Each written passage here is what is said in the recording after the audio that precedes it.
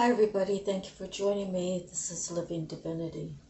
So I'm back to doing it with all the small decks because I love the affirmations and I think you must appreciate them too. So I want to begin by thanking all of you for joining me. It's been great.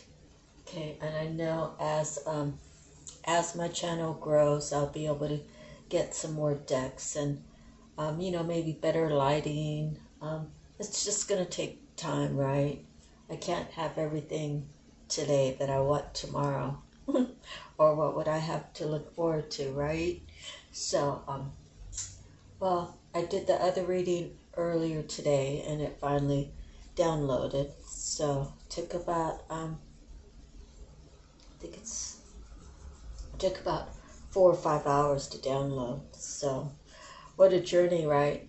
But thank you all for being here with me. This is my purpose, and without you I wouldn't be here, right? I would have no need to be here. So thank you, and I thank God for every day of my life. So let's see. We're gonna read in Job, and let me just back up a little bit here.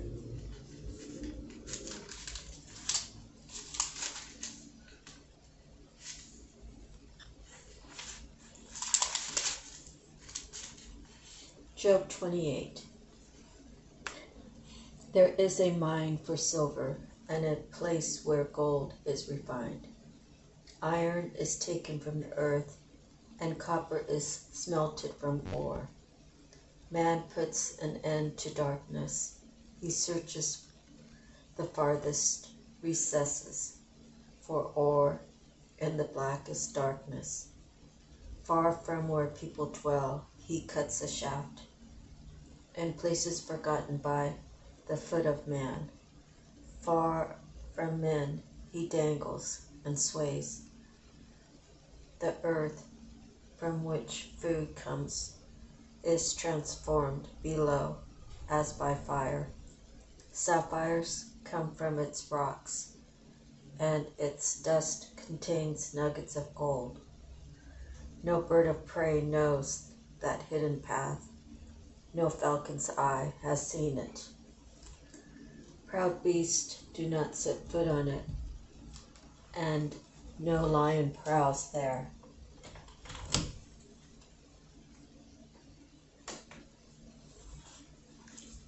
Man's hand assaults the flinty rock and lays bare the roots of the mountains.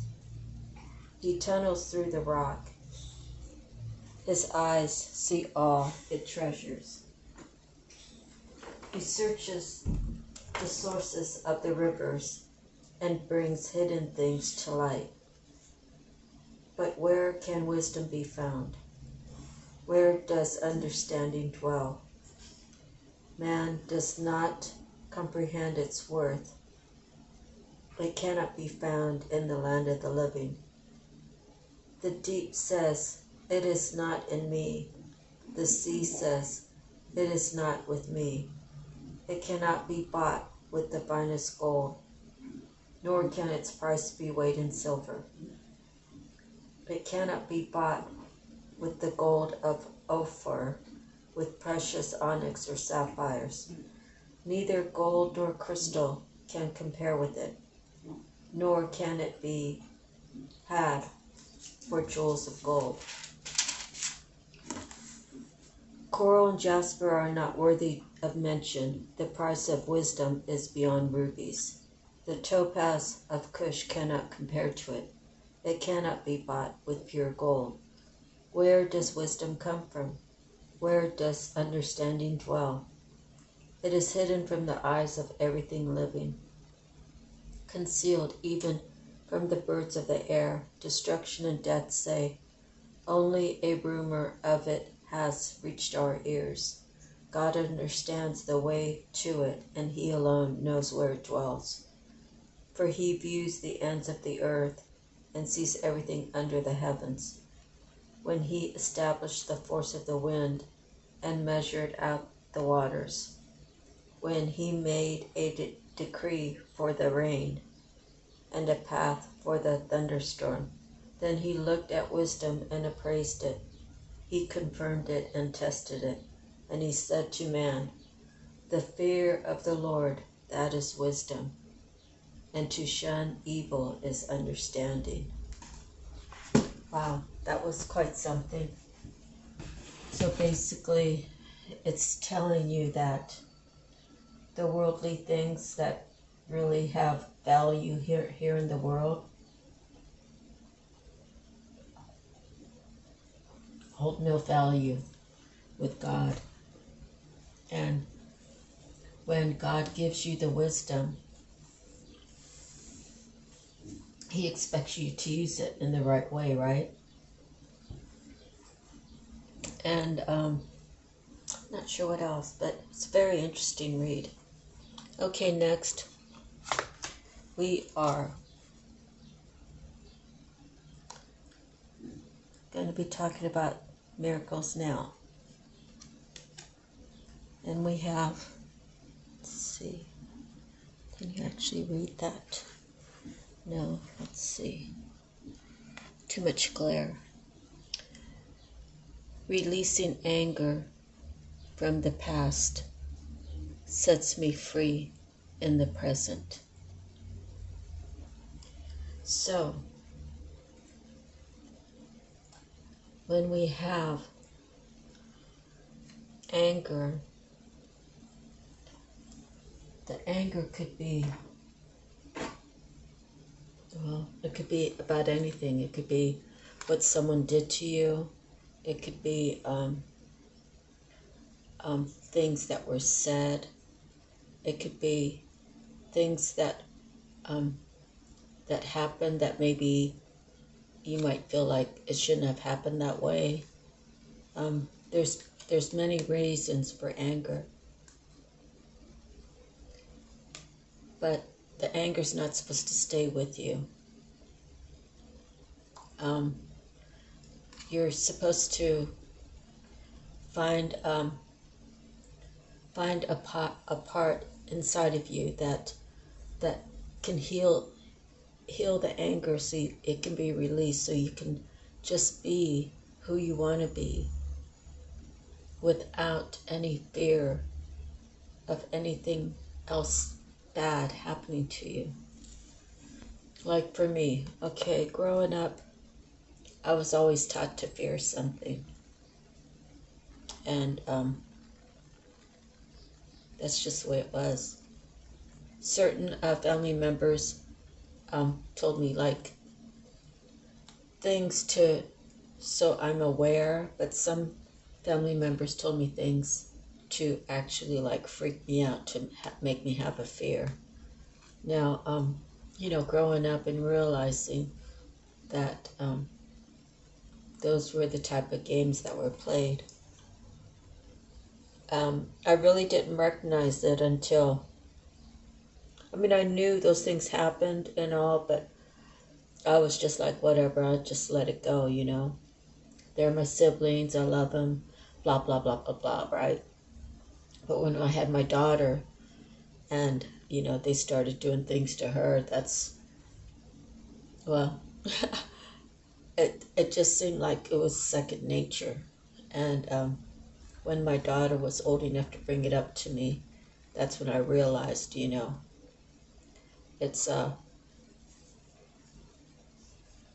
it's just something that stuck to these certain family members. I think all of us, in other words, if I'm tortured, the next kid under me, I'm going to torture, right? Because I don't know any better, and then so forth and so on.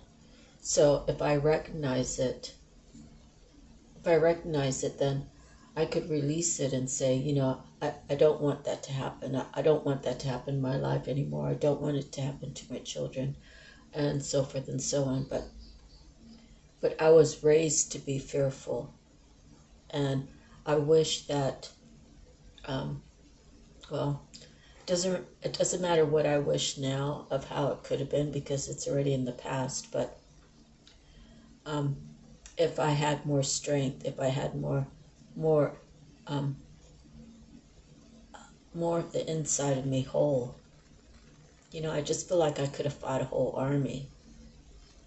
You know, if I felt whole, and the only way to really feel whole is really to have God within you.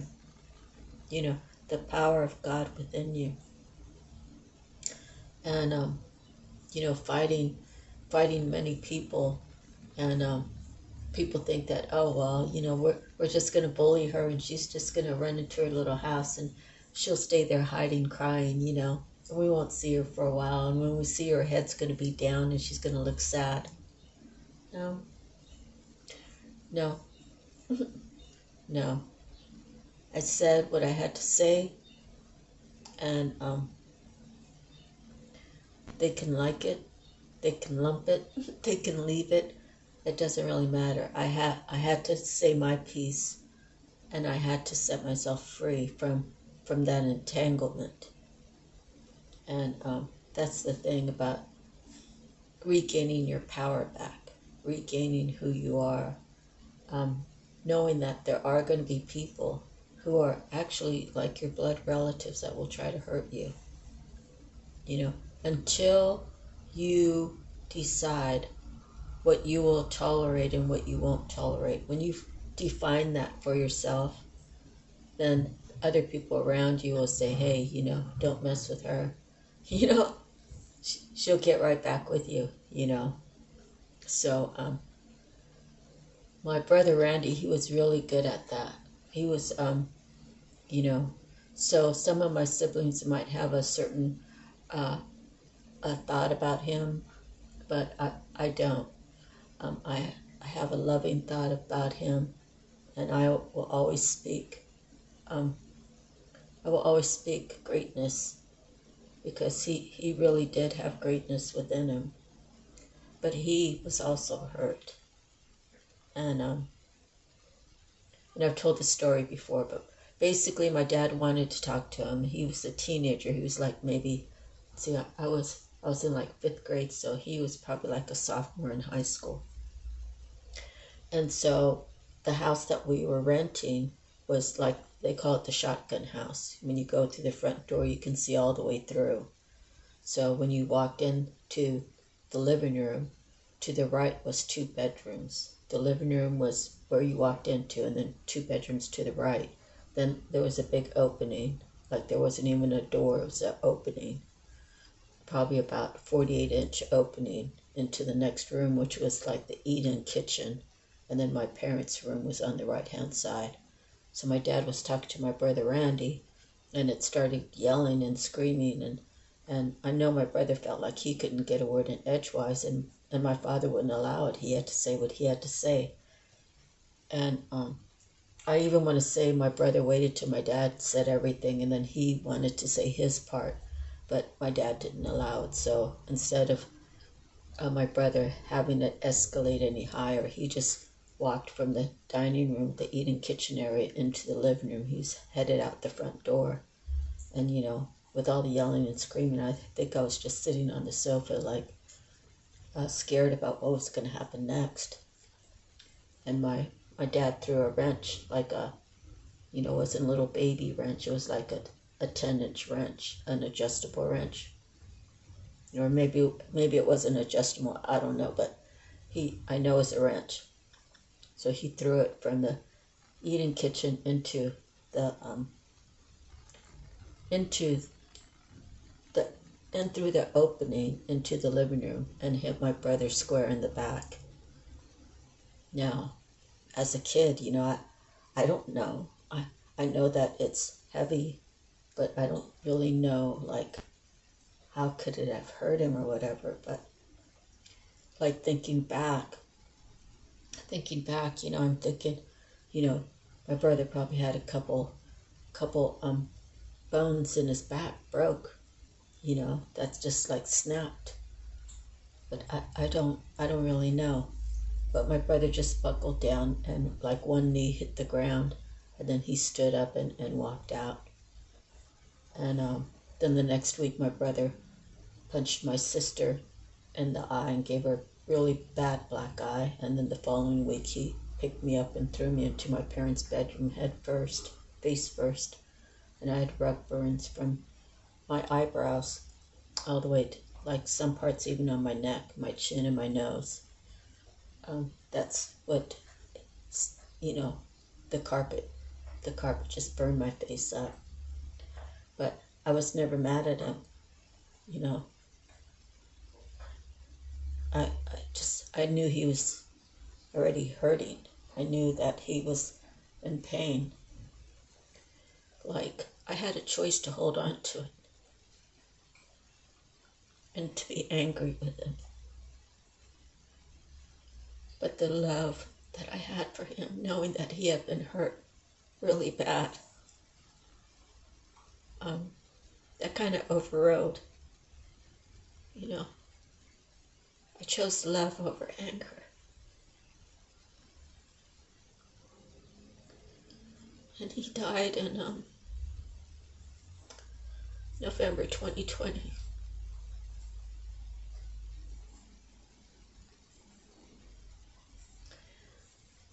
And he did have a big heart.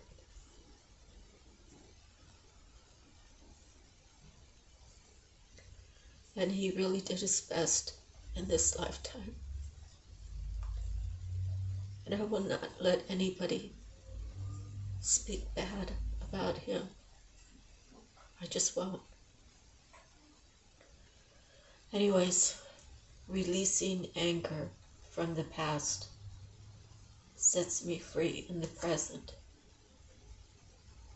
You can't really love.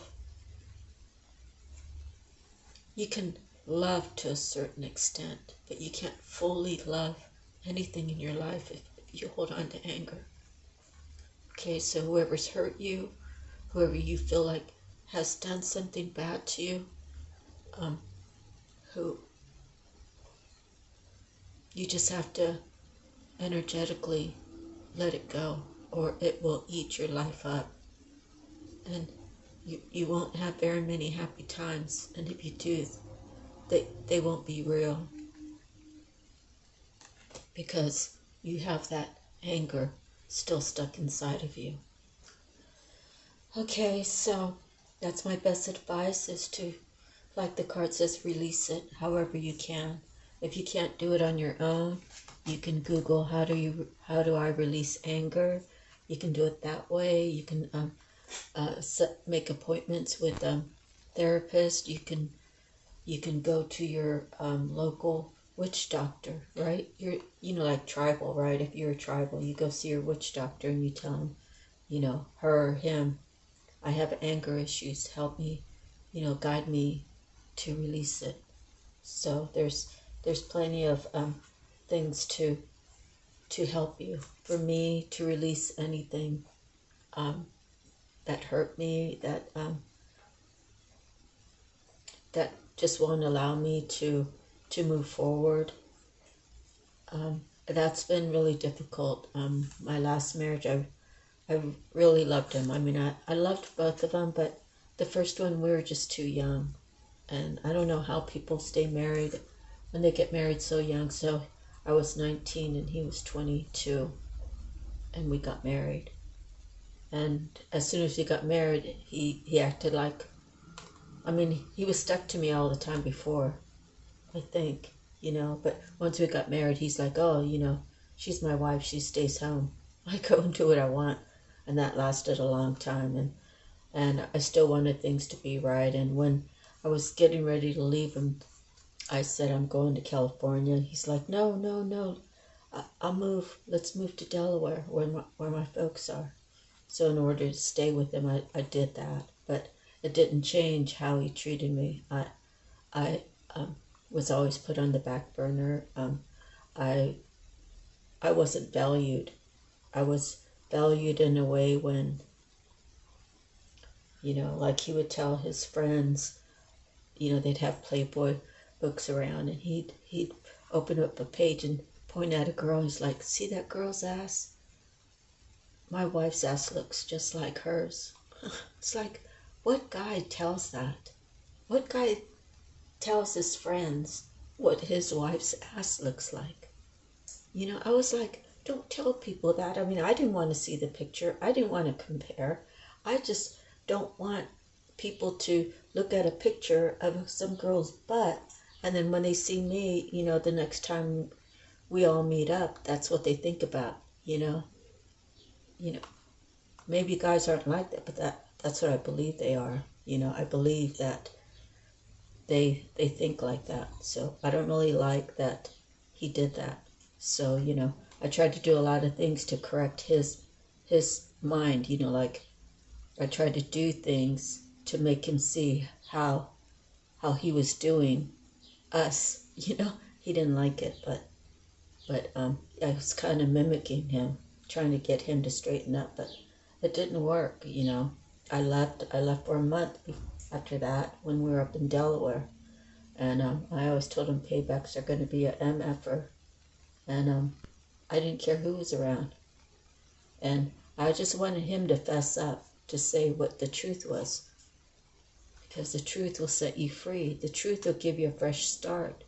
And if you can't say your truth, right, why stay with that person when you know you've already lied to them 50 times, 100 times, 1,000 times, and you're going to keep lying to them?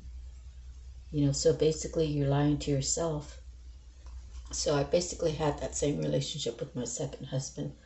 I mean, it was like different, but still I told both of them the same thing. How can you love me when you don't even love yourself? How can, you know, it's all crazy, but you got to release all of that, right? Otherwise, I can sit around all day, talk about boo-hoo, me, wah, wah, right?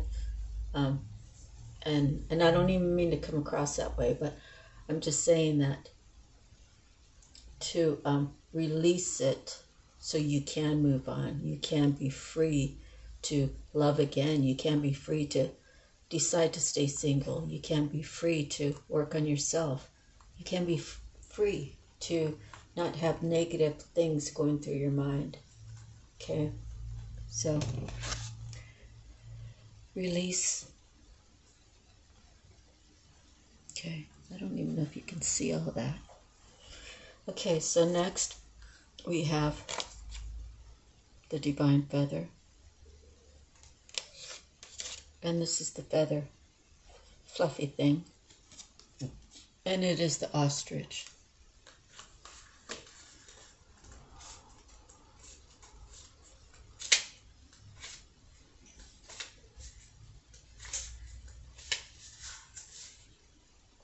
While he cannot fly, the ostrich is a creature of great strength and speed. This exotic bird, with his head held high, is seen as symbolizing higher knowledge and intuition.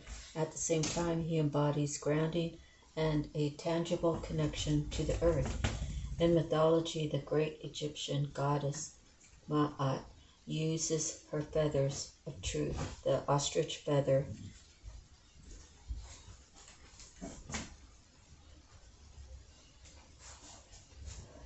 hold on, I'm sorry. Let me get my dog settled.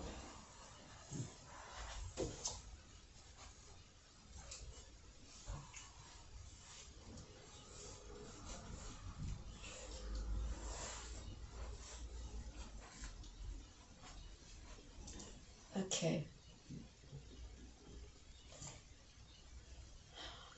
To weigh the hearts of those passing at the end of life. If the heart is pure and good, the heart is sent with the soul to the upper world.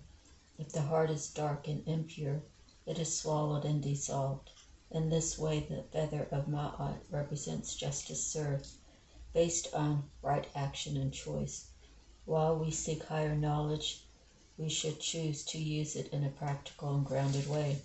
Ostrich Messenger invites you to reflect on your personal journey now. Have you been on an endless search for knowledge, teaching, and wisdom? Maybe you have not yet begun.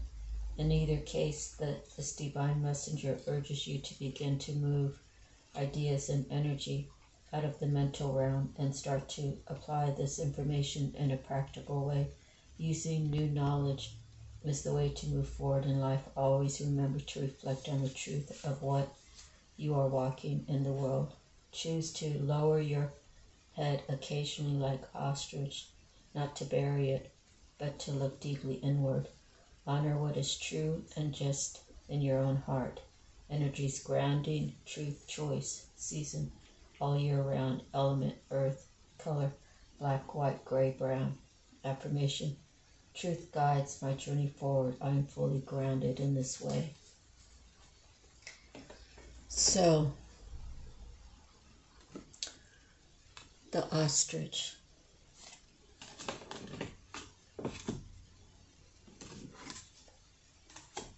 Next, we have the native spirit, and we have Grandfather Sky.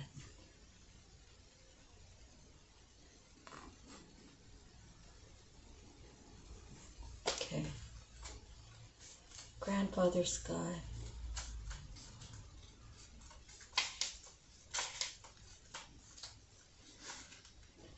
This is your time to reach for the sky, expansive energy, vitality, health, healing, and passion. These qualities are expanding in your life. The sky's the limit. You are a healer and a channel for the life force of the universe. Your ability to sense energy fields is increasing dramatically. Be prepared to soar to new heights. Your native spirit wants you to know when you receive the Grandfather Sky card, you are entering into an expansive cycle. Do not hold back and repress what you feel. Your body and spirit will become drained if you strive to meet everyone's expectations but forget to honor your own needs. Your energy field becomes dull. If you allow your emotions and needs the freedom to be spontaneously expressed, waves of incredible energy will expand inside of you. Running on your own resources, it's easy to become drained. However, letting the divine light of the Creator flow through you easily replenishes your soul. The journey to deepen your connection as Grandfather Sky and bring an expansive energy into your life. Stand outdoors with your arms reaching up to the sky. One of the fastest ways to bring joy and bounty into your life is through gratitude. Allow thankfulness to surge through you up into the heavens.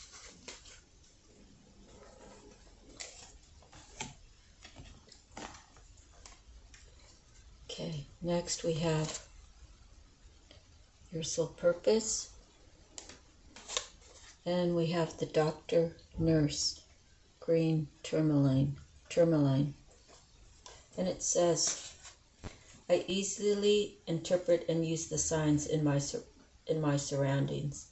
My core is connected with kindness and well-being. I am heart-centered and a miracle worker.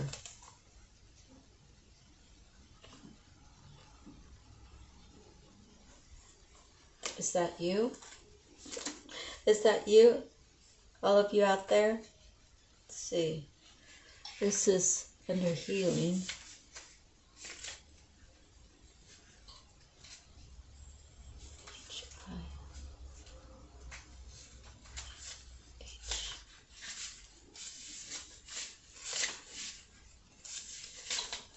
Okay. Do you find yourself in situations where you are called to help others with their health issues? Are you the person who always has some sort of first aid kit in their possession? Many people need help improving their physical health, healing from physical issues, or optimizing their longevity. Whether or not you are an actual doctor or nurse, this life path represents the selfless and caring act of helping others achieve their health-related needs. In fact, this life path may often be part of your normal daily experience, from tending to a scratch or a cut to a headache, cold or beyond.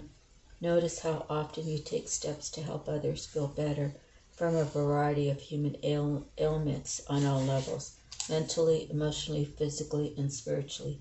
When this life path is titled doctor or nurse, it includes professions like chiropractors, psychiatrists, dentists, veterinarians, and a wide range of healthcare practitioners. The doctor, nurse, and green tourmaline card ask you to contemplate the various ways you assist others to improve their health through prevention, cures, and rehabilitation. Green tourmaline, also known as verdolite, helps you open your heart to give and receive assistance regarding health improvement. Turn to this stone when you need to activate compassion, mercy, love, and tolerance. These qualities are beneficial for caregivers and healers of all kinds.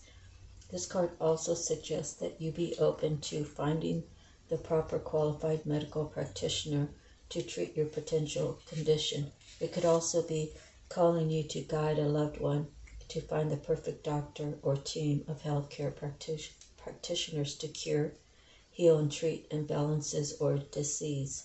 When I use tourmaline, I call in the energy of Archangel Raphael, he who heals, to provide divine assistance and guidance. The matching intention with green tourmaline in the healthcare setting activates the vibration of drawing the right people and circumstances to fully restore physical health.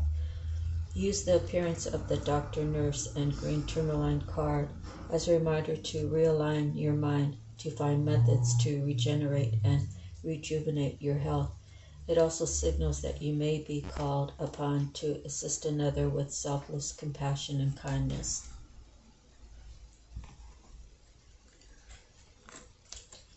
Okay.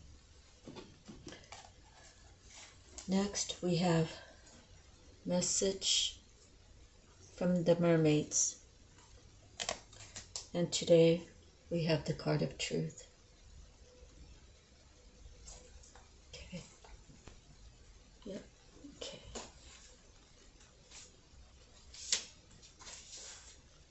Admit the truth to yourself. Accepting the truth can set you free and be a joyful experience.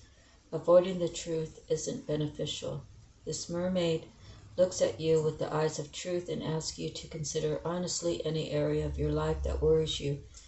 We know the truth can hurt. We also know that the truth can set us free. When you ask to find out the truth of a situation, it will reveal itself at the perfect time.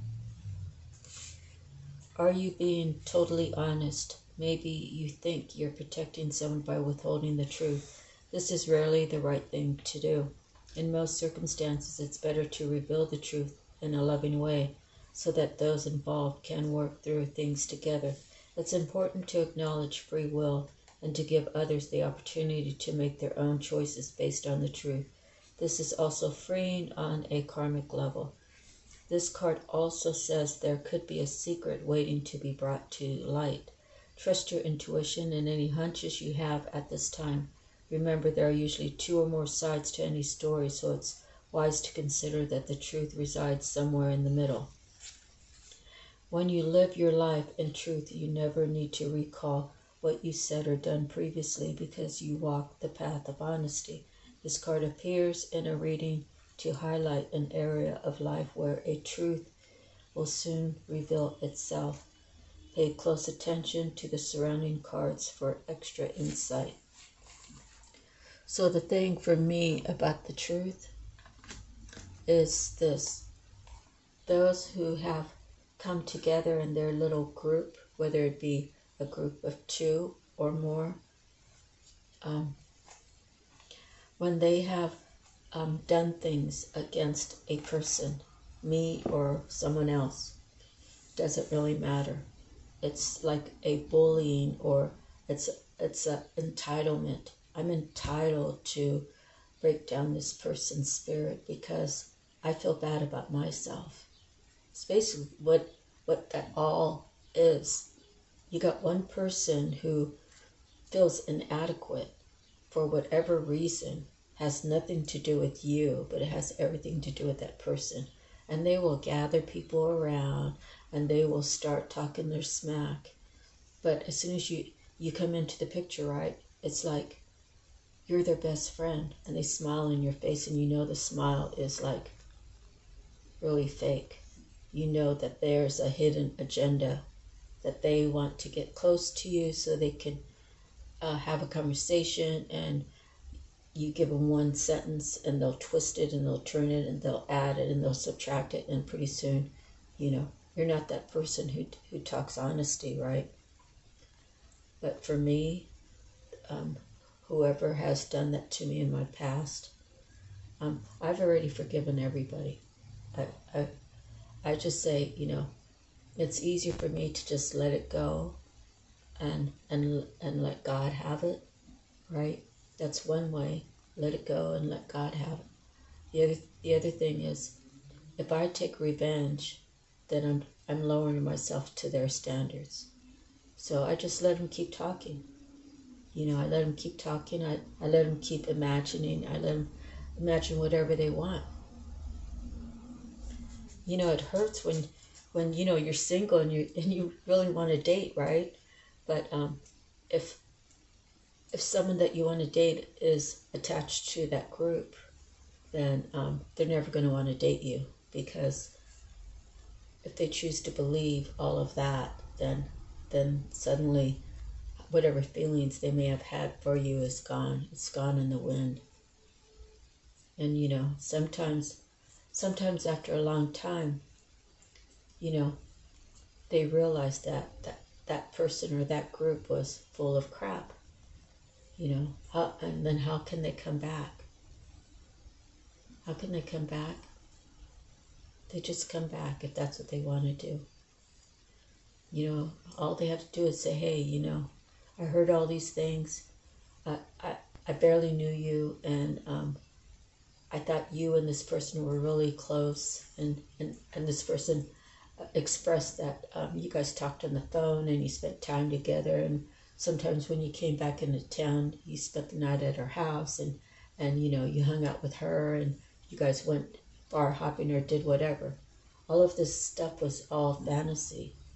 It never happened, but this person had to elaborate on the story so that she could get people to believe her story, right? So sometimes people will go way out of their way to try to take your name and have people stomp on it. What she never knew was, I've already been through all that. I've been through that many times. And I'm not going to change the color of my feathers for anybody. I'm going to keep being me. I'm going to keep doing me. I'm going to keep, keep myself in a place where I have my peace. And if it takes 10 years to vindicate me, if it takes 3 years to vindicate me, it doesn't really matter, because God's going to see to it. And everything that was wished upon me is going to go to that person who is wishing all these bad things upon me, right? So that's the way karma works. So whatever you put out to the universe is what you get back. I choose love. Love is easy, right? If you just love everybody. I tell people I love them, like on my Facebook page, I'll say, I send you love.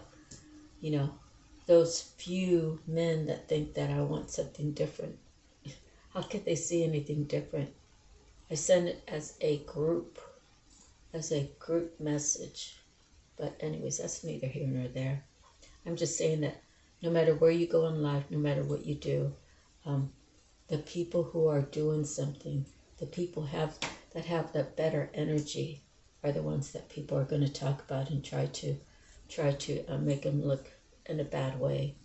So everybody out there, you just need to be aware. Don't listen to what everybody says. If you want to know, go to that person.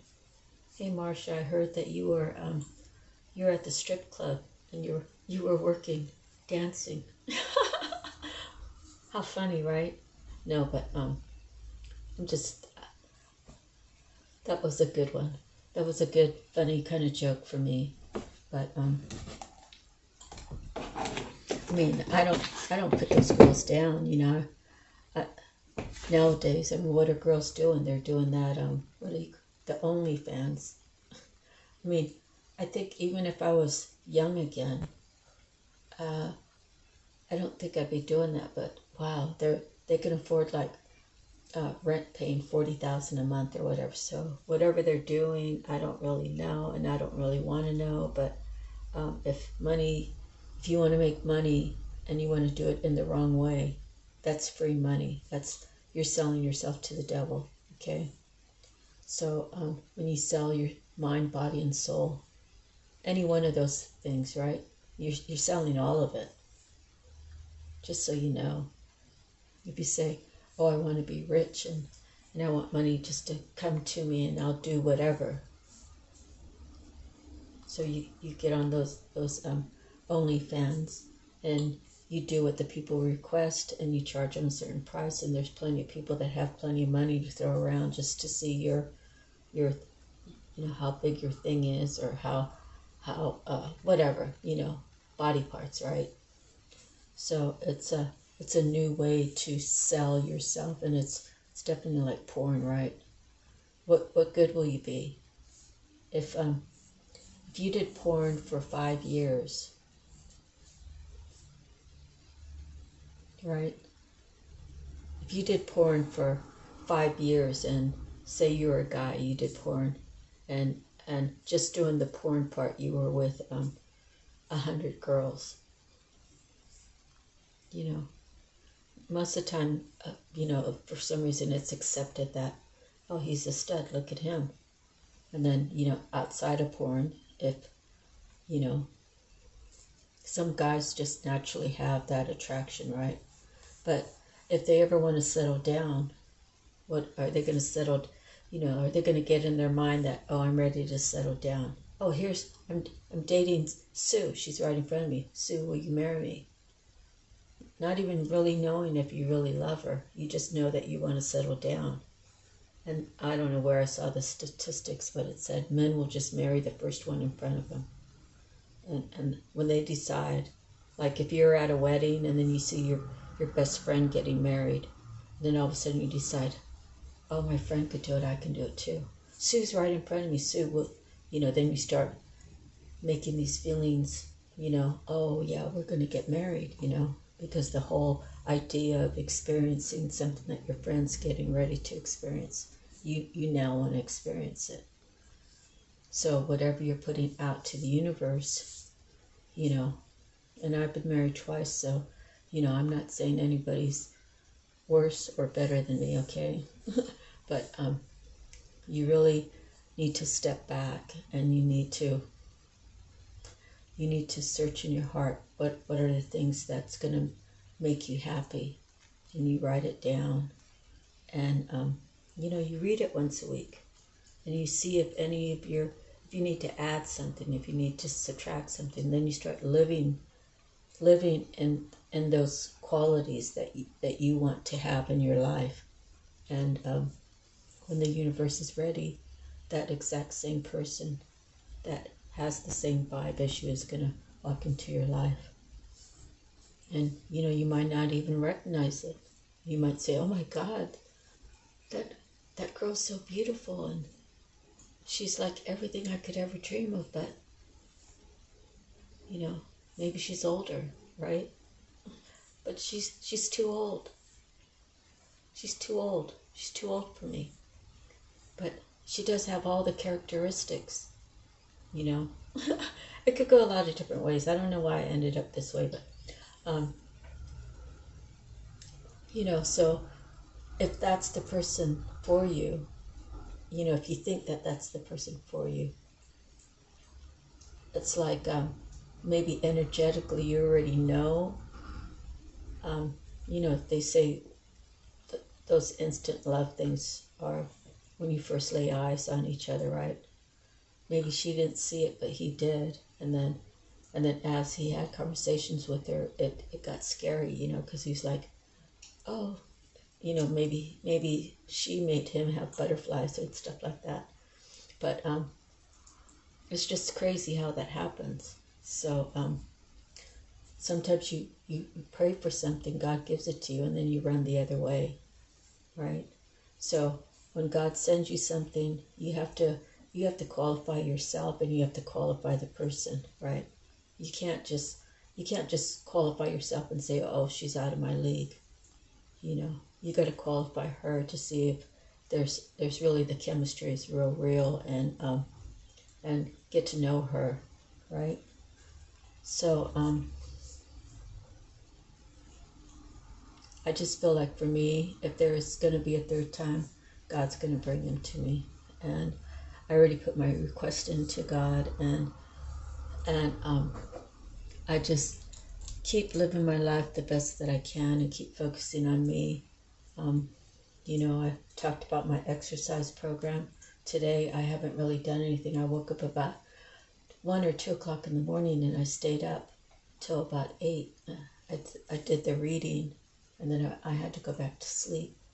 So my whole day is shot for you know, my exercise routine. So tomorrow's another day. I can't stress about it. I can't beat myself up because I haven't done any push-ups, but I can tell you my 10 push-ups are getting a little bit faster and a little bit easier, so I'm going to have to bump it up when I'm ready to begin again, maybe do 12 or 15 a set.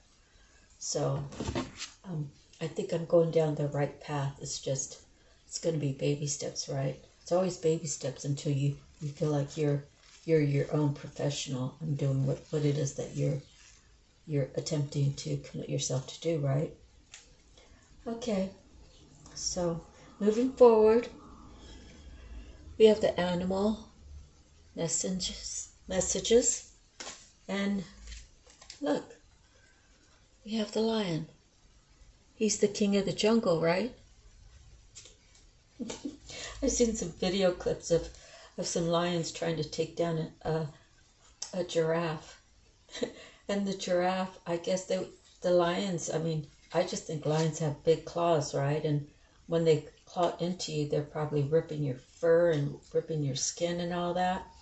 And the video was quite funny because a lion would jump on the backside of a giraffe, and it would just use its hind leg and just kick him, and the lion would go flying off, and then the next lion would jump on him. It was like, no matter how many lions, I mean, I would imagine if they all jumped on it at once, it might have made a difference, but they were all kind of taking turns, and they finally just gave up. The giraffe's, the power in its legs were too much for the lions.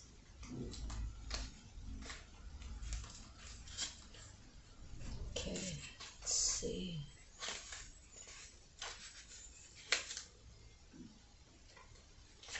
Okay, it must be coming up soon. Where is it? I thought it was in the back of the book.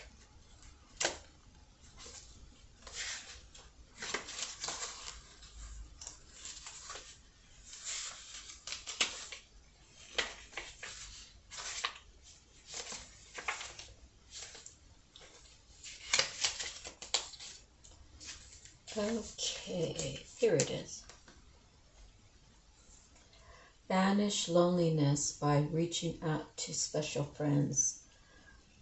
Tawny, monarch of the savannah, lion does not waste her days in needless physical exertion, but conserves energy by sleeping, resting, and companionably lounging.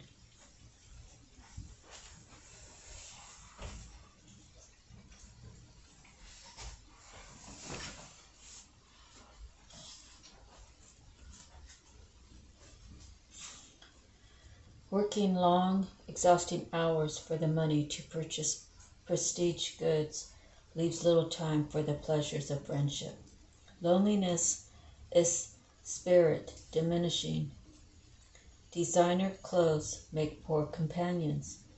Lion has padded into your cards to remind you how vital friends and neighbors really are. Reach out to those around you and be open to others. So, yeah, I have been kind of staying away from my neighbors. Well, a couple of ladies, they're both Spanish, so they don't speak that much English. Or, you know, sometimes Spanish people, they just pretend to not speak English so they don't have to really socialize. But I think these ladies really don't speak that much English. And so one lady, she's about my age, and then the other lady, she has like a high school student, and then like a 6th grade kid. So she's probably like in her early 30s, and they're real nice. So I have been trying to, you know, like we share things, you know, like if I buy too many avocados, I'll give them 1 or 2, or if I buy too many loaves of bread, then I'll share with them, and then they share with me. And the lady, one of the ladies, she works at the packing. It used to have a different name, but now it's called Taylor's. So, you know, if you're over in the grocery store at the pre-packaged mini salads, and it says Taylor's on it, that's right here in town. And sometimes she'll bring over something, and then the other lady gets strawberries. One time she gave me 4 at once. I was like, oh my. Like, I didn't want to say no, because then, I don't know, I didn't want to make her feel bad, so I found homes for 3 of them, and I kept 1. So my daughter said, you could make some jam. And I was like, well, I said, I don't really have any of those mason jars, and you know, you got to put sugar in it. I would want sugar free, and the strawberries were actually really sweet, so it wouldn't have taken that much extra sugar. But I'm just trying to take sugar out of my diet, because right now the only thing I really have sugar in is well, I think some of the white breads have sugar, a certain amount of sugar in it, I think. I don't know. And then my coffee, the creamer, has sugar, so everything else is natural with the fruit. Okay, so let's see what kind of cards are going to be pulling out this time. Let me do my cuts for you, then we will get it ready. Okay, 1 more cut, and 1 more cut,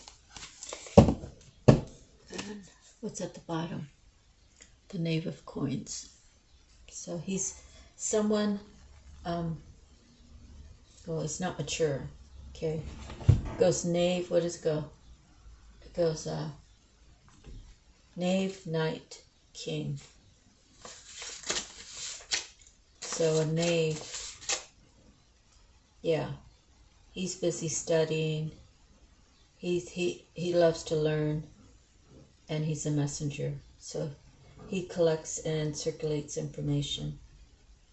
Okay, he can be wasteful. So let's see. First card is the 9 of Cups.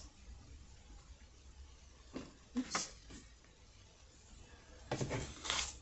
Someone has already achieved this, or someone is thinking about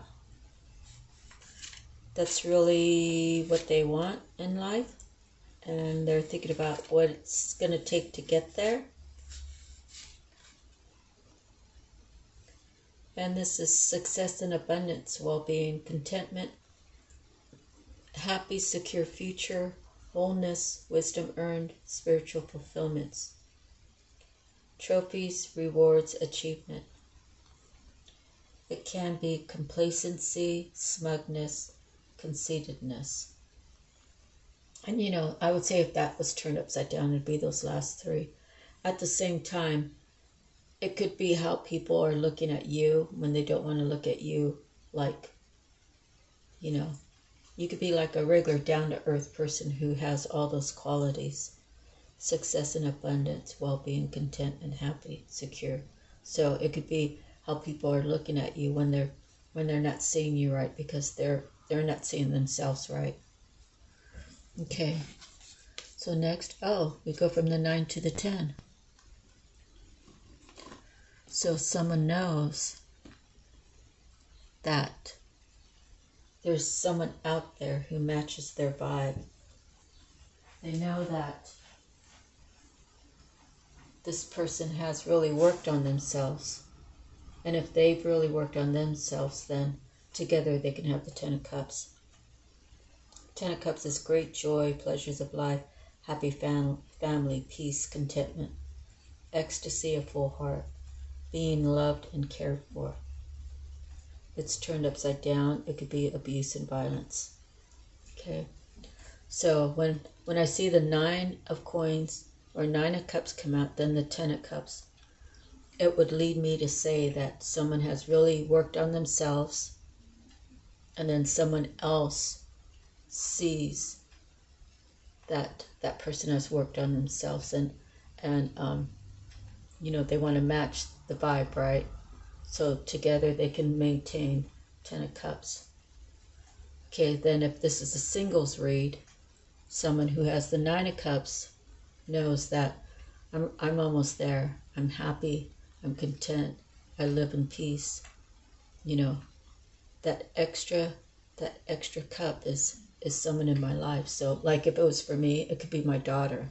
I'm going to be in the process of relocating. She could be the 10th cup for me. You know, we've lost so much time together, you know, because we've lived apart for so many years. And you know, regarding like the pain that her and I felt, I told her, she had told me, she's like, Mom, if I knew it was going to go this well, blah, blah, blah, blah, blah. And I told her, I said, I knew that once we came together that we were just going to take it where we left off. I said, I don't know how I knew that, but that's how I felt. I said, but it took me a long time for me to reach out to you because I was afraid that, you know, basically maybe she had lived with her dad too many years, and maybe she started believing like he did, because he did anything he could to make her hate me. But even back then, I mean, like, I never really talked about it, because I really didn't want her involved in that at all. You know, I didn't want her to know how I felt about her dad, or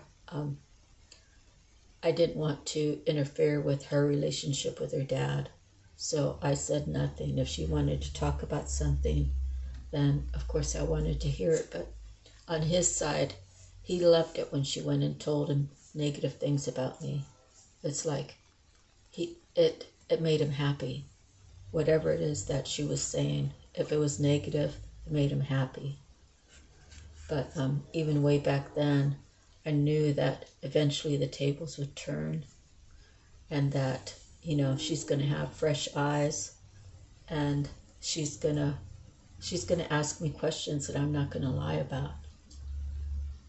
And, you know, her answer really is that she was only with her dad because of the money.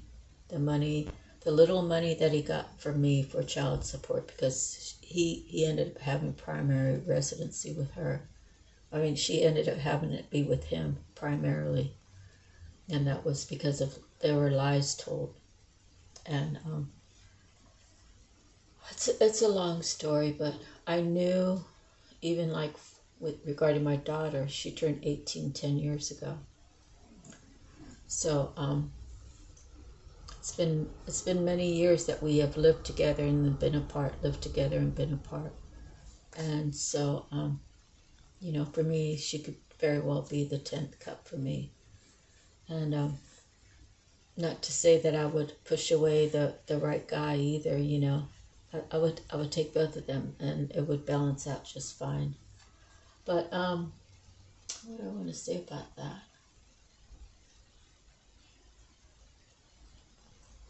But yeah, I mean, like my daughter, she doesn't even know my birthday. And I was like, well, it's understandable. I said, every time it came around for you to spend my birthday with me, he would switch the week up, right? He'd say, oh no, you're not going to see her this week. You'll see her next week, which ended up screwing my Christmas days with her when I really should have had her or whatnot. Everything was like all jacked up. And I could have exerted energy and brought it to the court's attention. And it's not that I didn't care. It's because if I did submit something to the court, then she would have to hear about it, right? Because she lived with him. So every day she'd come home from school. Oh, your mom did this and your mom did that, and how can she do this and blah, blah. And, I didn't want my daughter to get any more than what they were already giving her. So I really didn't fight for her. She wanted me to fight for her. And, but now she understands why I didn't. So, and I told her when she's little, you may not understand what I'm doing. You may have the wrong reasons in your mind that I'm doing it for these other reasons. That's made up in your mind, or if someone's telling you. So, but you won't realize it until you're older. And reaching out to her was really hard to do. But it turned out fine. What she doesn't realize is it's only by God's grace that I had that strength to reach out to her.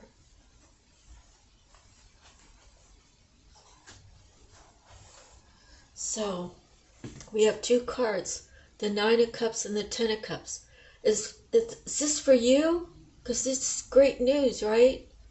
Do you feel like you've done all the work within you and you're at the 9 of Cups and all you need is that one extra cup for your happily ever after? Right? Should we cut the cards? We'll just pick off the top. Sometimes I have this feeling I want to cut the cards, but I don't know. Let's just pull off the top. Oh, so as above, so below. So you're wealthy. You have the 9. The 9 of Cups is like love, right? That's as above. So now you got the 9 of Coins. The spiritual wealth becomes the 3D wealth. Get it? That's why it's important to keep your vibes high. That's why it's important to heal. That's why it's important not to take revenge. That's why it's important to thank God. That's why it's important to pray and meditate. That's why it's important for you to take time out for yourself. Okay? Heal yourself. Keep yourself on a higher vibe. Learn to release those who keep you bound. From, you are born free, right? Except you have the cord attached. It's your life challenges that you've learned. You learn how to talk, you learn how to eat, you learn how to walk, you learn how to go potty, you learn how to go to school, you learn your alphabets. Then you learn family values, and every family has different values. Some are good, some are bad. Every family's different, right?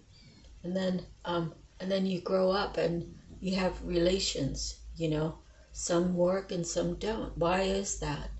You have to be able to say, hey Marie, I spent a lot of time with you, but honestly, it's just time that we go our separate ways. I loved spending all the time that I did with you, but now, it's become stagnant and we've worked on it and it's not working out. I'm not happy here, and maybe it's not you, maybe it's me. I don't know what it is, but it's just time that we do this thing, and that's in the event if you know that this is what you want and you're not getting it where you're at, okay? Of course, if you're within a relationship and this is what you're getting, yeah, isn't that worth fighting for? But love is supposed to be so easy, right? You set the boundaries. You both agree, Then next thing you know, John's out there, talking to the neighbor and walking up the steps into her apartment, and then he's gone for 30 minutes. What are you supposed to think, right? And it's the whole body movement, how they're talking to each other and stuff, how they're vibing, right? But I don't know. If this is what you have in your current relationship, of course, it's worth holding on to. But if this is what you're looking at, when you look into someone else's eyes, right? It's like a chance meet, right? You could be like going to 7-Eleven and you're going to get yourself a Slurpee. I mean, I don't know what adults like Slurpees because I really don't. It just hit my mind. But, you know, and then boom, there she is. There's the love of your life, right? And then every time you think about her, every time you think if you had any conversations or the slightest conversation and how you got butterflies in your tummy, you know, is that really love? You know, is that the person I can have this with? You know, then just that energy, right, is going to pull you away from who your current partner is. You know, if you have a current partner, I don't know, it's not my story, but I'm just saying energetically, your partner could already feel, oh, John's not telling me everything. I saw him go to the 7-Eleven today. And now all of a sudden he's changing. She could be the cashier there. I don't know. But back to the story. As above, so below. When you get that wealth, the wealth of your spiritual self from the heavens, because you put in the work, then the next thing that comes is the wealth in the physical, right? So there's all kinds of different wealths. If you look at this as wealth in the spiritual, right? Because love, right? When you got all the love you need, what else do you need? Love is everything. Love will call in this. Okay, next. Temperance. The temperance. She's balanced. They say she's a Sagittarius. I'm Sagittarius. I know you probably heard it the last reading, the last time it came out. But Sagittarius.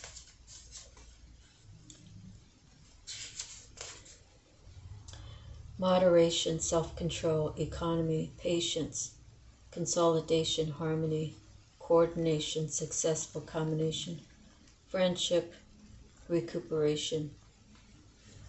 So if she's turned upside down, she could be unfilled, desires, discord, stubbornness, hostile, clashing of interest, inactivity, sterility, and then time, seasons, and climate, how things change, right? So maybe temperance is like an angel coming down to tell you, like, take it easy, breathe. This is what we want you to have. This is your fortune. Have you done all the work? Have you searched your soul? Are you staying balanced? Are you healing yourself? Okay? So God has some good things coming up for you. Next, we have the Four of Cups. Okay? She's saying,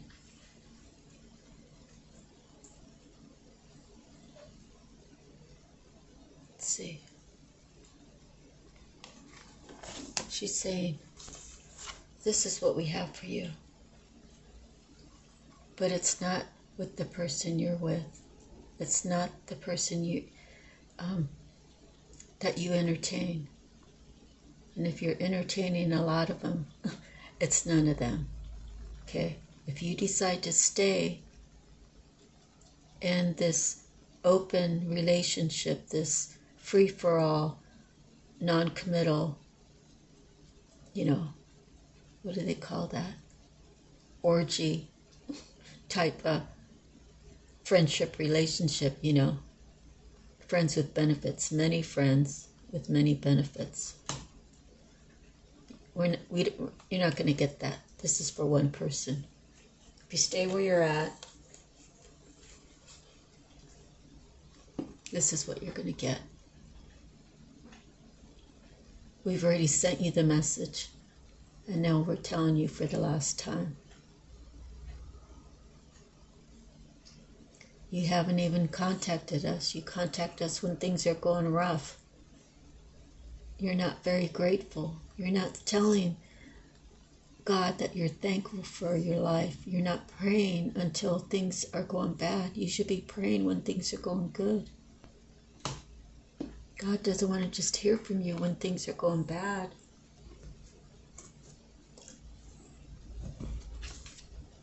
Oh. So a little note for you, whoever you are out there or whoever you're thinking of. So something's happening during the full moon. People don't want to see you have that. People want to confuse you. You know, maybe someone's already read your charts and this is what you're destined to have. But they want to confuse you because their name's not listed in that part of the Akashic records. So they want to confuse you and somehow make you think that this is the right choice for you. Are you going to continue to listen to bad advice, or are you going to answer the call? Listening to bad advice or answering the call? Okay. Let's see what else comes up. The Wheel of Fortune. And this is, here we go with the Wheel of Fortune again, right? Same thing. Do you want that, or do you want this?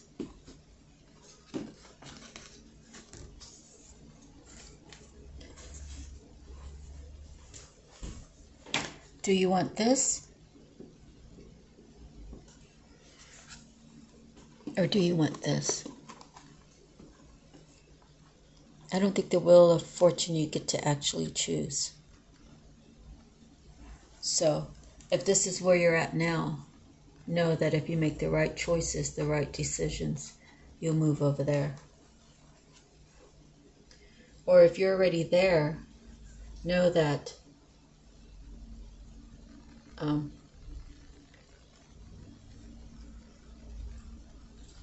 that you can easily lose it if you're not handling it properly, if you're not appreciating it, if you're not giving thanks, if you're not being grateful. You know, if you see some homeless guy, you know, parked up in front of the 7-Eleven and, you know, you just got paid and he says, hey Dave, you know, do you got $5? Because I haven't eaten in 2 days. And you say, you know what, I work very hard for my money and no, I can't help you this time. You know, but then you go back to work and Sue says, hey Dave, you know, I know we just got paid, but you know, we are good friends and all, but I can't afford to buy my lunch today. Can you buy me my lunch? And you say, oh yeah, sure Sue, I can buy you your lunch. That's no problem. You're people pleasing the wrong people. That guy that's over there in front of the 7-Eleven, you know, they say that God or Jesus can go, they can present themselves as a homeless person. You just denied someone who was really in need, but you decided to help someone else who has a job, who mismanages their money, who chooses to make bad decisions and can't fend for herself, you know. We don't know what the homeless guy's situation is because we never asked him. You know, if we can help a homeless person, you know, believe that God can see. He can see who you reject. He can see who you accept. And, you know, like for me, my person, I don't think my person is coming in because if he's not here, well, I actually already told him, I said, there's no way God's going to let you come knocking at my door until you're ready, until you've done all the work. And that's pretty much how it's been. You know, I believe that God is protecting me. I believe that I've worked hard to get where I am.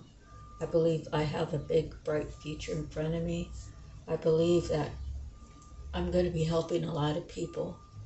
I believe that God is going to guide me through, and He's going to put the right people in my path. And I believe that my passion is to help people. My passion is to take care of old people. My passion is to take care of young people, old and young. Old people can't really do what they used to do. The young, you know, they can't do too much because of their age, or, you know, maybe they're parentless, you know. Maybe they're in an orphanage, I'm sorry. You know, the regular people, even the homeless guy over at the 7-Eleven, he might be 30, 40, 50. He's old enough to work. You know, maybe we should take time and ask him, hey, George, why are you on the streets? Are you looking for work?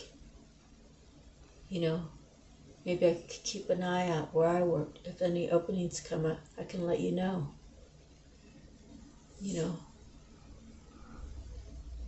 Now, when people believe that they're uppity, oh my gosh, I make $50,000 a year. I shouldn't be talking to someone who can't even feed themselves, can't even clean themselves.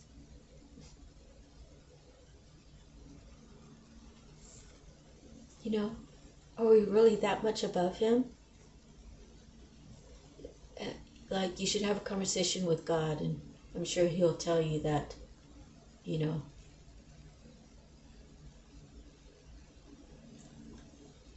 you should treat people like you want them to treat you. When you're down and out, you know, you would hope that people you helped along the way, people you brightened their day up, would help you. And I've actually been on that other side. You know, I've actually been on that side of lacking. Divorces can really take you to some dark places, you know. Doesn't mean I did anything illegal to make my way. God made sure that everything was on the up and up, and He's the one that opened the doors for me.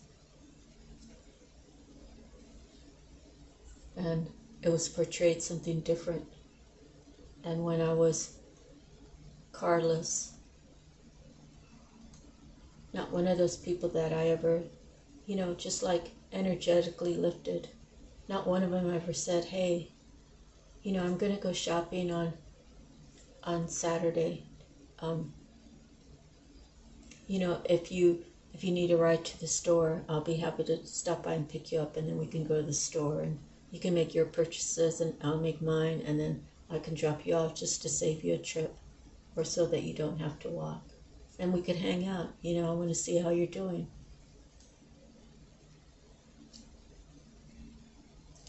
Not one. And, you know, I'm not like bragging on myself. I'm just saying, you know, at Christmas time, I'd go buy all these little trinkets, you know, and just kind of pass them out to all my favorite people. And I never expected anything in return. But my heart was really crushed when people knew I was down and out, and, you know, they were busy living their life. And they showed me that what I was to them was nothing ever important. So, you know, you just have to understand that people are living their own lives, and maybe people are afraid to help someone because of things that are being said, you know, that all that dark smoke, you know, clouds people's vision, it clouds their thought process. So then all of a sudden they look at you in a different way. And they're not willing to even barely hold a conversation with you, let alone help. So that's the way it goes sometimes, you know. And you just have to be the bigger person. You just have to keep it moving and keep your chin up. And no matter what, just be happy. Happy for every little thing that you have. And people were amazed to see me just being happy. I just lost my husband of 16 years. He didn't die, but I had to send him to his sister's house because I just couldn't deal with the anger and the pain he had within him. So, but I survived. By God's grace, I survived. Everything's by God's grace. Okay, so we have the moon. The moon came out. Someone doing moon magic on this whole situation. Someone trying to put you in this position of, oh, well, you could have the 9 and 10 of coins with the 9 and 10 of cups and the 9 of coins, but we don't want you to have such good luck. That we don't even believe you deserve that luck, regardless of what Temperance says. So we're going to do some moon magic. Come the next full moon, and we're going to try to put you over here. We're going to try to have the wheel turn to put you where we think you belong, not where God wants you to be. It's what we think. We think you should be there. You know, being pissy, being ungrateful, not appreciating what you have, not appreciating, you know, gifts that God trickles down to you. Okay. So are you the King of Coins, or is it the King of Coins that's going to be doing moon magic to try to make the Wheel of Fortune turn negative for you? King of Coins could be a man or a woman. It's the energy of the card. So is it you, or is it someone you're thinking of, or is it somebody else who could be trying to interfere in between you and that someone that you always think about?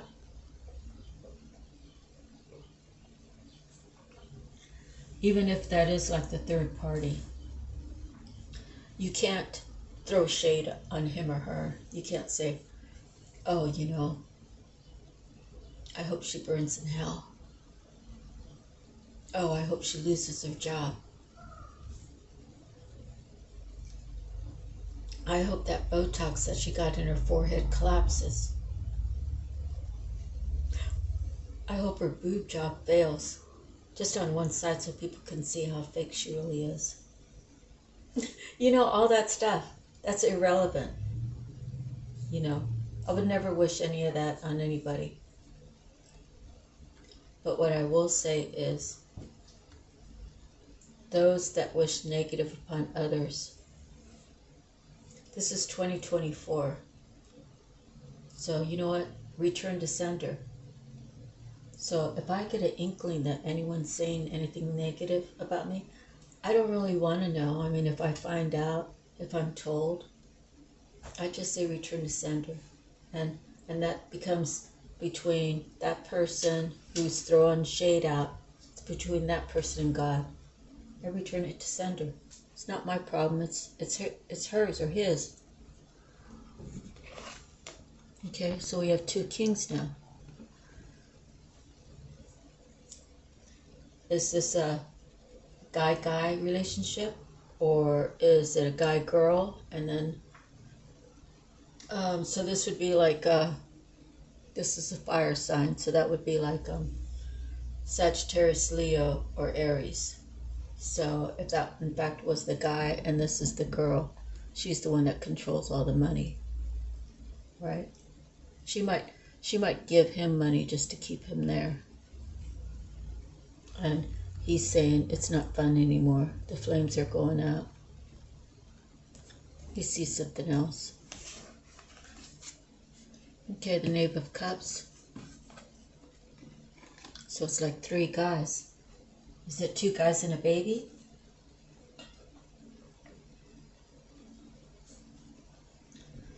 Someone could just appear real young, or they can in fact be naive, and it could be older, but still just, they like to frolic around and be in their inner child state. So, even so, it could be guy, guy, guy. It could be girl, guy, girl. It could be, see if that's a girl, right? But she keeps the energy. She holds the energy of her masculinity side heavier. And then say this is a girl too. She likes to live as a child, but like child innocence. But she has to hold herself in a certain way where guys won't try to, attack her, like to get with her. And then say that's the real guy. So this guy has these two women between him, and they're both in their masculinity. It's crazy. So he's in between two people. It's a third party now. He's going to have to choose. And look, there's the 10 of coins. When he chooses that very beginning, which is changing everything.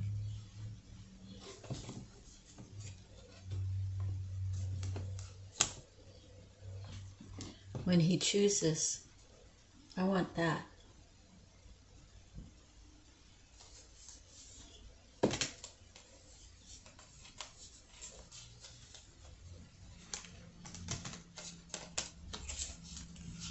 I don't want this. I don't want that.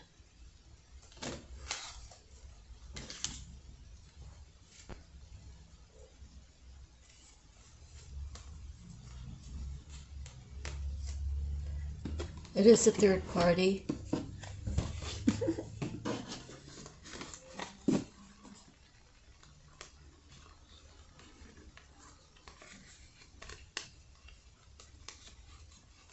He's in the middle. He says, I want the original, what they promised me. They promised me if I got away from the King of Coins and I went to my true love, the Knave of Cups, that I could have the 9 and 10 of Cups and the 9 and 10 of Coins. I made a mistake. I thought this one would give me everything, not knowing that as above, so below. When I get with my true love, even though we're not matched yet, energetically I already know I can have the 9 and 10 of Coins and Cups with where God wants me to go. So it's still a choice, He still has to choose. The Knave of Cups can't beg him to come, and the King of Coins can't beg him to stay. It's ultimately his choice. And see, what I say, he has to make a choice. He chose wrong the first time. He's realizing that. The 8 of Swords, this King of Coins kept telling him things about why he shouldn't go there. It's all stuck in his head, plus his own limited beliefs has kept him from making the move or telling God, this is what I want. I don't want to be here anymore. I want to go over there. 5 of Wands. He put them in competition. There's a competition going on. And maybe he didn't put them in a competition, but by him holding on to both. Well, if they both really love that King of Wands, then, well, it'll turn into a competition until someone walks away.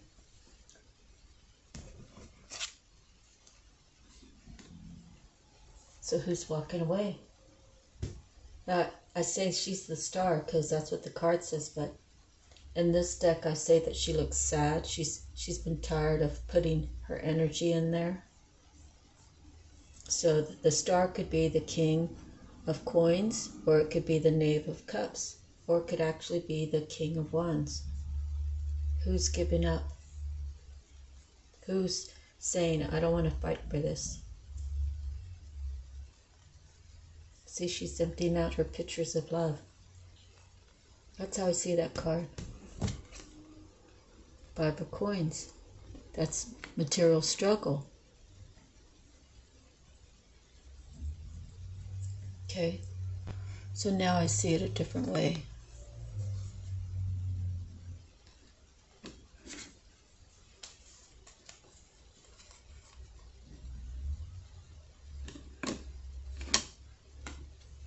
So the King of Wands knew that he chose wrong.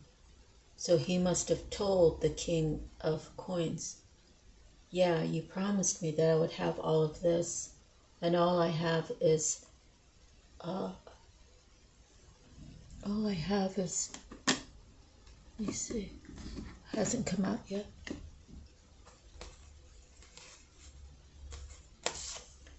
All I have is this.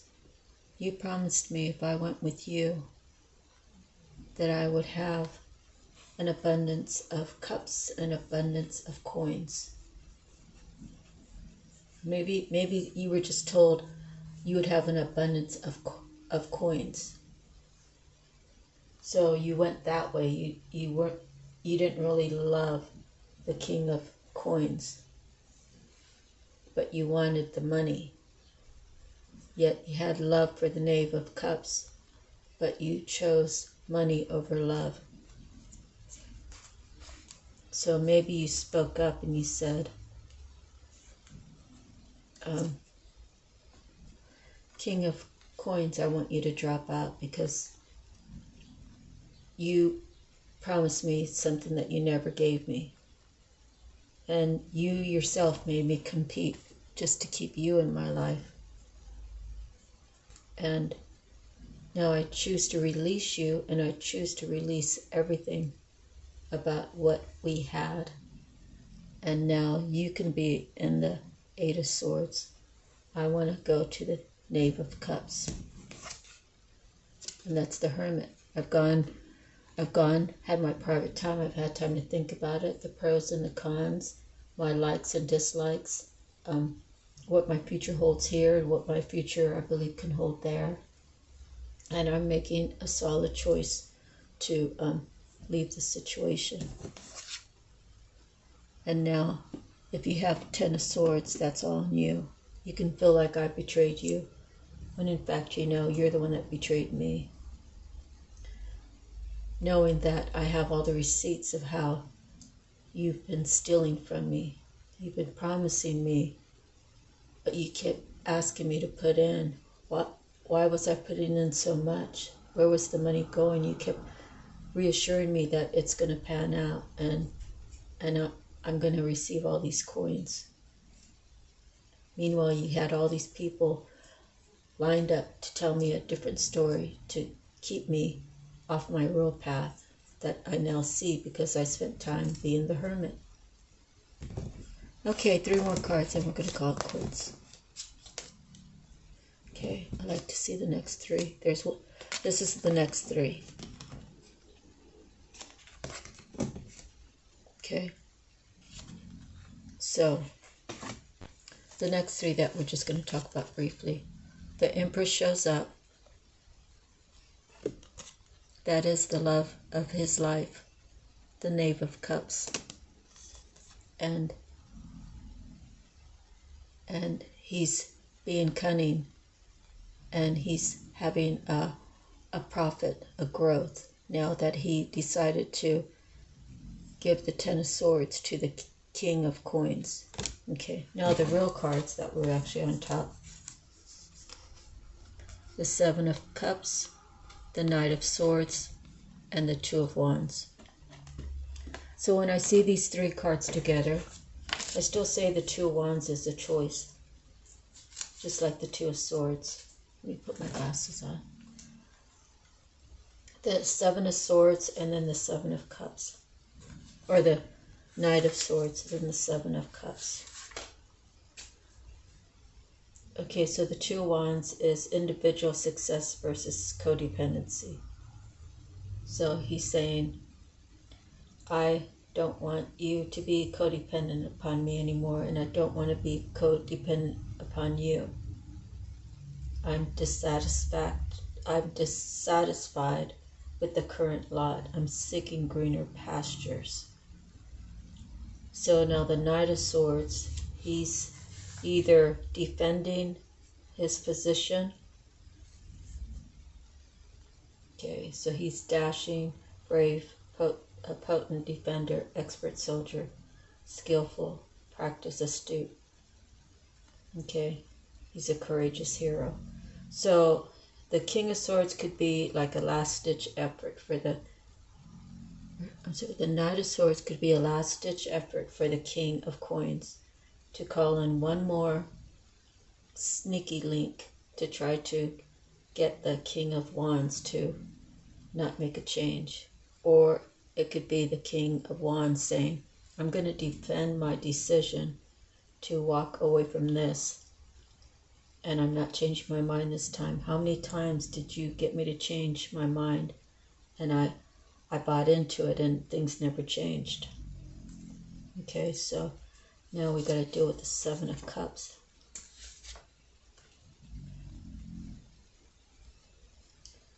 Okay, so he realizes that nothing was as it appears. It was a fantasy, it was pipe dreams. He had unrealistic expectations, and there was corruption in the mix. So now we have to move past and do the last three. So Seven of Coins comes out, the Two of Cups, and the Empress. The Seven of Coins is profit growth, like I said. The Two of Cups is sharing love. The Even Cups, partnership, a harmonious match, two hearts, a couple. Okay, then the Empress. So that means the King of Wands has to bump up to become the Emperor. But if he's already begun the work, if he's already had his wake-up call, if he's already answered his call, then for sure he will be able to move into the Emperor position real soon. Okay, the Empress. Queen, feminine power, matriarch, mother, fertility, pleasure, luxury, beauty, success, initiative, evolution, movement, marriage, wealth. Okay, it's turned upside down. It could be over-attachment, domestic upheaval, delay, lack of creativity, waste. All right, so let me see. Eight of Wands, Seven of Swords, and the Chariot. Eight of Wands is communication. Seven of Swords is that. Six of Swords is travel. Seven of Swords is being skillful and determined for the right purpose. So he's communicating with his Empress that he is on board.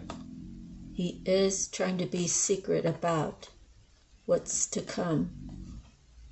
Eight of Wands communicating. Seven is being skillful and cunning. He wants to head towards the Empress, and he's going to do it by Chariot. And they're going to celebrate.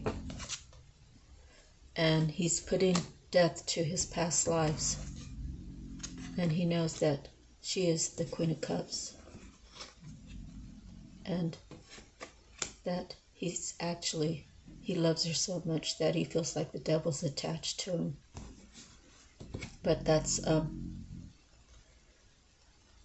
is all in his head. So, he still has that attachment that has to come off.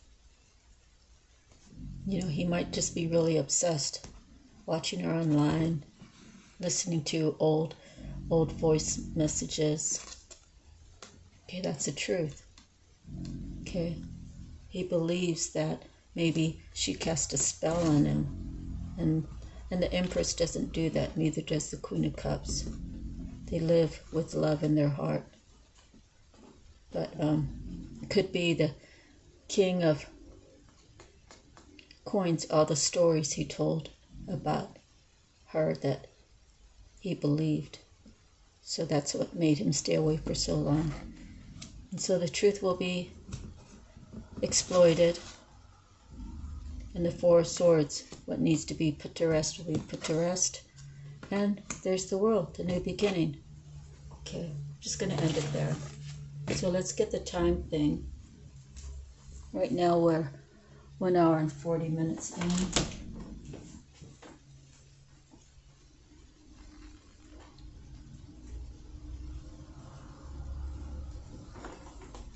So basically throughout the reading, kind of feel it's 2:58. Basically throughout the reading I feel like, I don't know, I felt positive vibes in there.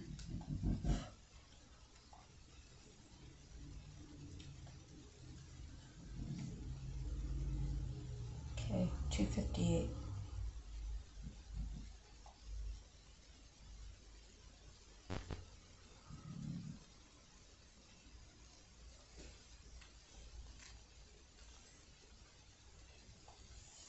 Okay, oops. 2:58 is a sign that you will experience harmony and balance in your relationship, and that your connection with your twin flame will be stronger.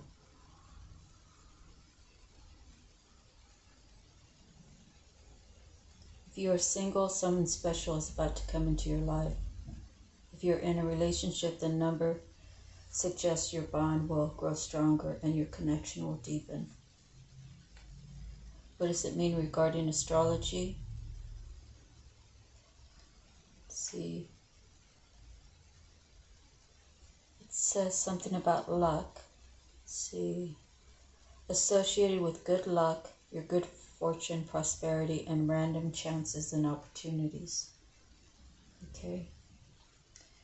Regarding twin flame, oh, that's 555. Okay. Let me see if I could find my favorite, which is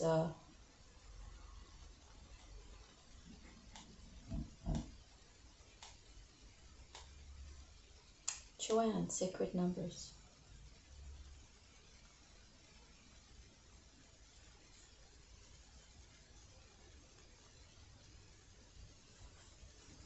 Okay, it's pulling up. So you probably won't get this reading until probably 11 o'clock tonight or later. Okay, here we go. Number 258 is a blend of the energies of number 2, the attribute of number 5, and the vibrations of number 8. Number 2 brings its vibrations of service to others, insight and intuition, cooperation and adaptability, consideration for others, finding balance and harmony, duality, devotion, and selflessness, and your life purpose and soul mission. Number 5 encourages us to be true to ourselves and live our lives accordingly, and resonates with personal freedom, making positive life choices and important changes, variety and versatility, motivation, adaptability, resourcefulness, activity, and progress. Number 8 relates to the vibration of manifesting wealth and abundance, monetary and business acumen, mastery, self-confidence, and personal authority, giving and receiving, inner wisdom and intelligence. Number 8 is also the number of karma, the universal spiritual law of cause and effect. Okay, let me just lean up against the wall here. Nice little cozy spot. Okay, angel number 258 is the message from your angels that your financial circumstances are going through positive changes, and you can expect to see an increase in your income earning capacities. Opportunities such as promotion and or career change or a money-making venture or project may present itself. It may even come through a windfall, payout, or inheritance of sorts. The number 258 is a message to maintain a positive attitude about the financial changes in your life as you manifest opportunities to further advance your career and or your income earning abilities. You may even be in line for a win or bonus of some kind. Be grateful for your blessings and remember that the more you have to share. Be open and receptive to new avenues of income. If you have been feeling the urge to begin or expand a spiritually based practice, career, and or profession, or service-based venture, now would be a great time to take positive action in that direction. Trust that the angels will ensure that things will go smoothly for you and all that you need will be supplied so that you can successfully serve and fulfill your life purpose and destiny. Okay? So that's the end of your reading. You know my story, right? Thank you so much. I really appreciate you from the bottom of my heart. Without you, there's no need for me to be here. So thank you. And I thank God for this beautiful platform with all of you beautiful people. Okay? Have a great evening, morning. Have a great time, whichever time you're viewing this posting. God bless. And don't forget to look for the prayer down below. Okay? I'm going to make sure I do my prayers because it just makes me feel so right when I do the Bible study in the morning or in the start of it and to end it in prayer. Okay? God bless. Sending you love, light, peace, and happiness, harmony, healing, all the goods, okay? And please like, share, subscribe, and make a comment for the algorithm of the channel. And any donations would be greatly appreciated if you have to spare, okay? God bless. Sending you lots of love, okay? Aloha.